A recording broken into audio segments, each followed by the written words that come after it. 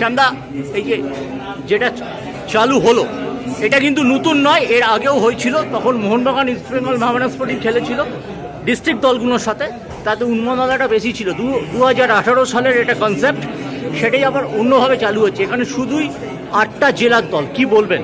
খুব ভালো লাগছে, বিকজ এটা কি হয়েছে, জেলায় দেখি ছোটো ছোটো প্লেয়াররা ওরা আসতে পারবে, আমরা এক্সপোজার পাবে। সবচেয়ে বড় জিনিস এখানে নিচে যেভাবে এরা প্রোগ্রাম করছেন, এটা অনেক ইয়ং ছেলেরা, ইউথ ছেলেরা এক্সপোজার পাবে।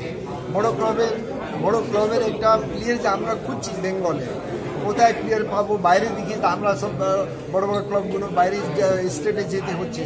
এটা আমাদের কাছে maybe it will take time for 3-4 years, কিন্তু আমার ডেফিনেটলি এই প্রোগ্রামে অনেক প্লেয়ার উঠে আসবে, ভালো হবে।